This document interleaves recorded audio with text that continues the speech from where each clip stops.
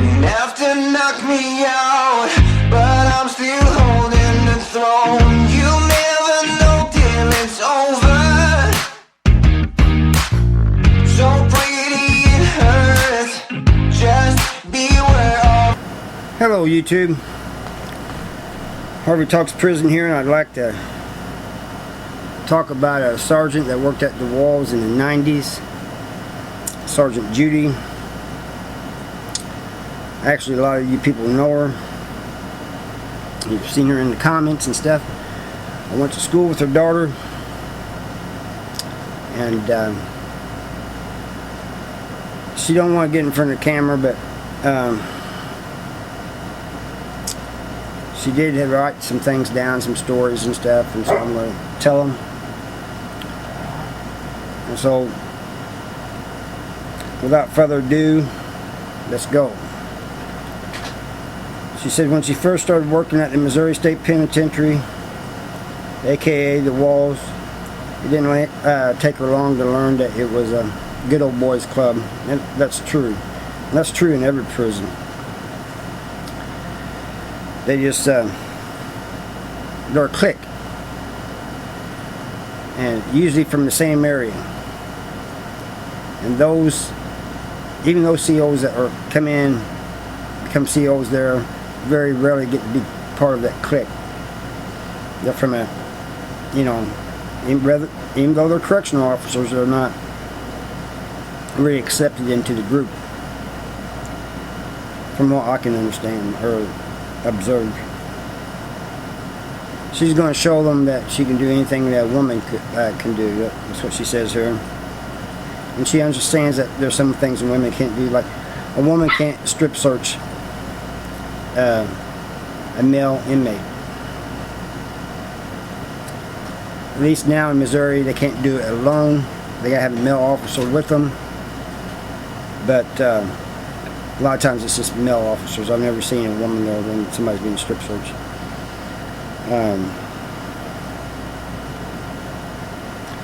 After 3 or 4 years, she wanted to become a sergeant, so she had to take a class for that. And she said at that time is unheard of for a woman to get a promotion, and she's right.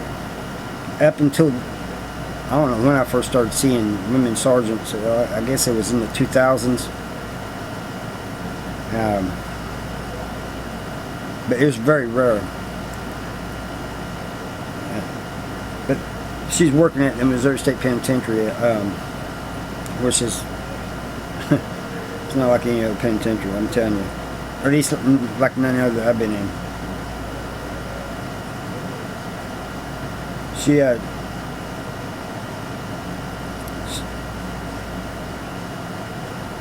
She handed them a resume, and she said everybody in the room that was there when she handed in a resume were the type of people that didn't think a woman should be working in a male maximum security prison. And she had to learn how to brag on herself, because when we was raised, you didn't brag on yourself. You know, you let other people say good things about you, you know, and usually you was kind of shy and embarrassed when somebody did. I'm still kind of like that. But she had to practice this because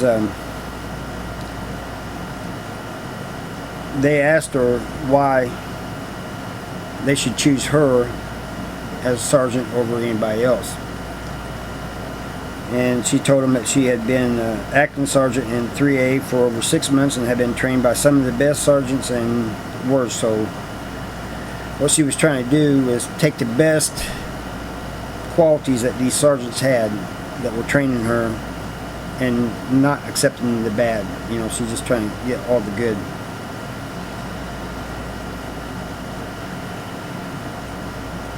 And she said when, you know, one of the things they teach you when you become a CO in the academy is fair, firm, and consistent. That's true, but how many correctional officers practice that?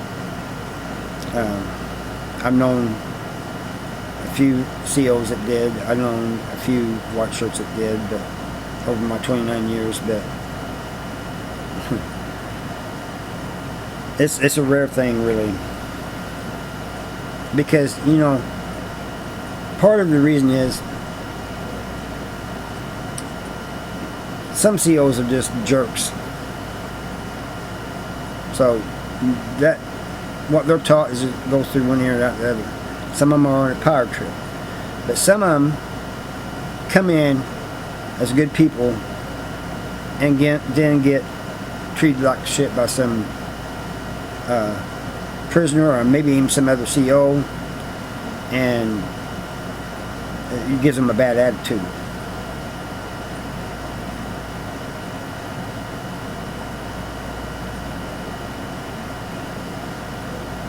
She said she told him her thing was, if you're going to come in and be an ass all the time, you're going to come in and be fair, firm, and consistent. Be that every day. Don't be that one day and then be a jerk the next. You know, I like what you would call quote unquote cool COs, but I didn't really have a problem with those who were by the book, even though I didn't like seeing them around, because if they see you have something or doing something you're not supposed to, they will write you up. But at the same time, those who are by the book are like that every day, and you know what to expect from them each day when they come in. You know how they're going to be, you know. So the ones that changed up from day to day, boy, they drove me up the wall. And she said they took her kindness for weakness, and I'm assuming she's talking about both the staff and the inmates. But she's telling them that just go back in their cells, these prisoners, and they wouldn't do it. She told them she's going to write them all up, and she did. She wrote every one of them up on that wall. After a few days, she'd tell them to go in their cell, and they'd go in. You know, this is during the showers and stuff, you know. She talked about meeting a lot of interesting people, which is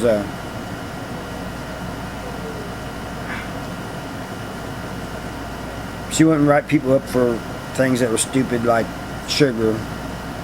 You know, people would take sugar back to their cell, and some guards would write you up for it. Some of them would just take it. Some of them would just say, hey, don't get caught with it. But the ones writing you up over a few packs of sugar, come on, at least she didn't, you know, she's saying she didn't do that. It had to be something kind of serious before she'd write them up.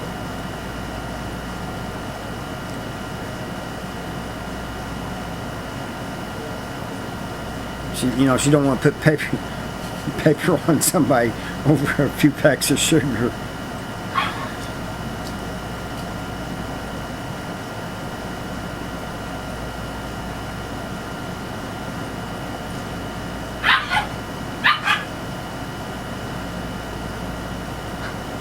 Sometimes she'd tell guys, you know, I didn't see you do that, or wait until my shift is over. I've had guards telling me that too, and I've heard them tell other guards that. I mean, other prisoners that. You know, like, I know one guard that caught a guy tattooing the guy's back, and he said, don't be doing that on my shift. The guys respected it. They waited until he left, and then they did it. Sorry about the dogs and everybody yelling and stuff back there in the background.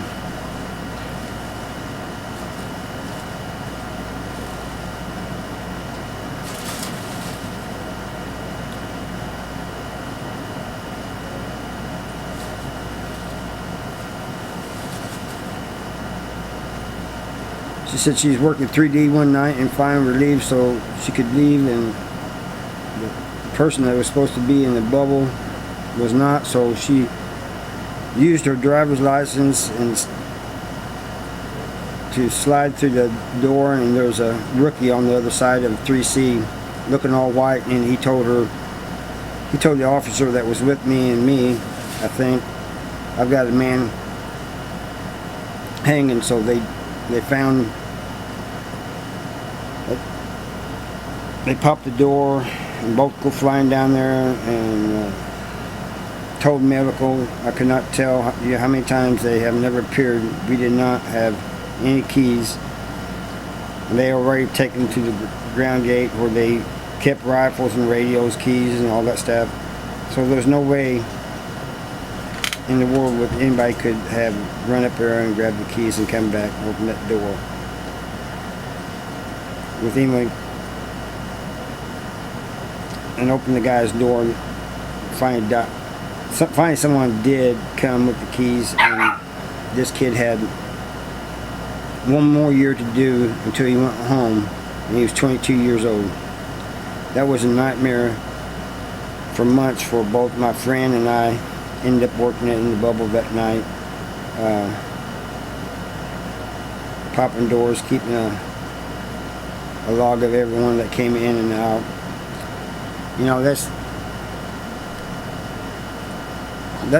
part of the job, you know, and that works on both sides, you know. These guards see things that really mess with their minds, but you know, we do too, you know. And we just can't, what a lot of people don't understand, we just can't say anything, you know. I mean, I imagine there's some that can and will, but most of us can't. I mean, we can't without putting our, you know, like when Robert Berdella died, a bunch of us saw that the guards weren't getting medical for him on time. He died of a heart attack. You think I was going to write a report that these officers were negligent in their job? No. for a couple of reasons. One being who Robert Berdella was. Two, that's just not me, you know. And if I would have done something anyway, said something anyway, I would have had everybody around there, staff and convicts, coming after my ass. Don't think I'm exaggerating, because I'm not. Anyway,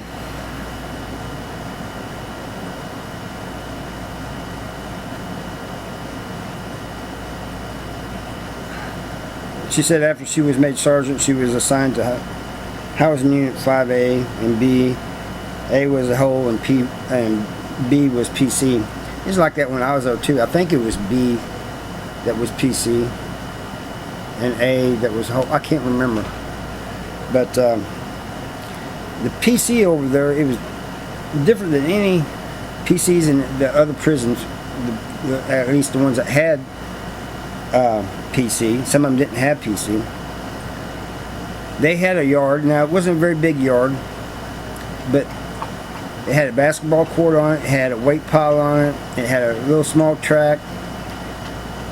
They had an inside gym inside the building somewhere in there, that I was told.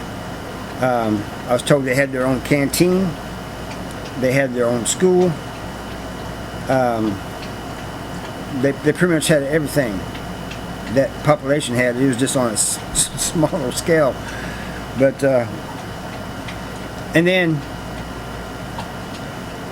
a bunch of guys told me, and even officers told me, that they had what they called red tag. Red tag was like a PC inside the PC, and they never came out of their cells.